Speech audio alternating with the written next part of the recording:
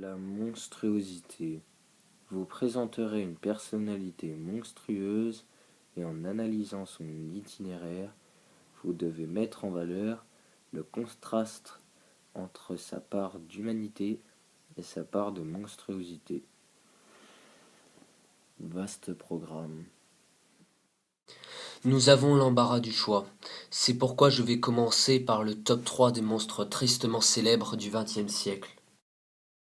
Mao Zedong, président de la République populaire de Chine de 1954 à 59. Il était fils de paysan aisé, mais finit par être le premier responsable de la mort de 60 millions de ses concitoyens. Joseph Staline, président du Conseil des ministres de l'URSS de 1946 à sa mort en 1953. Petit, il était très peu sûr de lui, mais il avait une vie banale, mais finit par avoir sur la conscience environ 20 millions de personnes. Le tristement célèbre Adolf Hitler, fourreur du Reich allemand, chancelier de 1934 à 1945. Puis, il est le premier responsable du génocide de 16 millions de personnes dans des camps d'extermination. En effet, chacun d'eux a sacrifié sa part d'humanité pour sa cause et sa soif de pouvoir, faisant ainsi payer un lourd tribut à des millions d'innocents. Impossible de ne pas voir les monstres qu'ils sont devenus. Oui, mais aucun d'eux ne serait devenu l'exemple même du monstre s'il n'avait pas été soutenu par tout un système. Tout un système? Oui, du général au simple soldat, par tous les échelons. Le simple soldat? Ce serait resté des petits monstres à la Jack l'Éventreur et Patrice Allègre, pédocriminel français. Prenez par exemple le procès de Nuremberg, après la Deuxième Guerre mondiale. Il n'y avait pas que les hauts gradés et les collaborateurs de Hitler qui ont participé à la solution finale. Il y a certes eu des proches d'Hitler, mais il y a aussi eu le soldat du rang, celui qui se défendait d'avoir participé à la solution finale en se contentant d'obéir aux ordres. Je continuerai par citer Plaute qui disait en latin dans son texte Homo homini lupus est que l'homme est un loup pour l'homme, le pire ennemi de son semblable, de sa propre espèce. Mais ça, c'est vraiment horrible. On parlait d'être des monstres en obéissant à des ordres.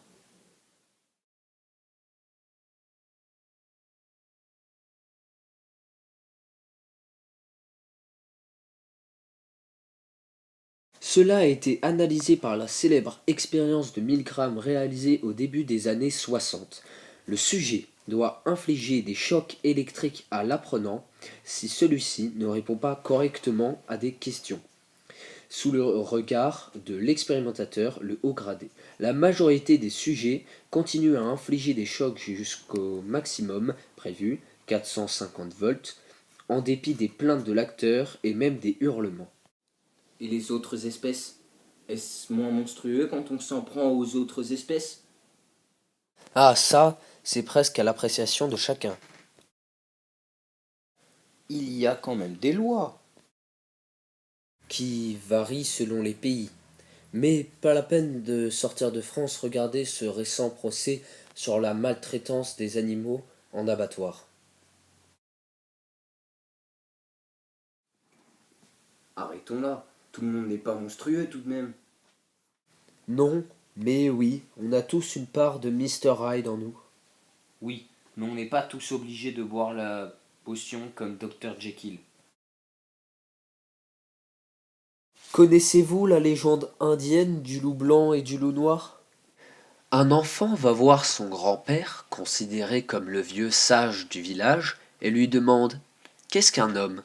Alors son grand-père, avec ses mots, l'emmène en voyage et lui parle de territoires immenses, connus et inconnus, des loups qu'on y trouve. Il lui raconte le loup noir, sombre, manipulateur, envieux, colérique, hargneux et menaçant, qui hurle la nuit, se cache, se bat avec les uns et dévore les autres, terrifie, domine par la peur et tue. Il lui raconte aussi le loup blanc, ouvert, équitable, joyeux, solidaire et fraternel. Il protège les siens et soutient les autres, attentif, généreux et confiant. Puis il lui dit: Tu vois, l'homme a ces deux loups en lui, chacun de nous abrite en lui un loup noir et un loup blanc, qui ne cessent de s'affronter. L'enfant réfléchit et lui demande: Et c'est lequel qui va gagner? Alors, le vieil homme lui répond doucement: Celui qui gagne, c'est celui que tu nourris. Oui, c'est magnifique. Et c'est un peu comme Star Wars. Ouais mec, on est dans un pays de français là. Oui, c'est de notre génération et ça dit bien que la colère peut faire basculer du mauvais côté. Mais comment faire pour ne jamais basculer? Eh bien, nourrir le loup blanc demande une conviction solide. Oui, le choix de la non-violence demande de la volonté. Mais cela seul nous permet de rester humains. Certains ont préféré faire taire l'ombre et la monstruosité et ont choisi la lumière et l'humanité.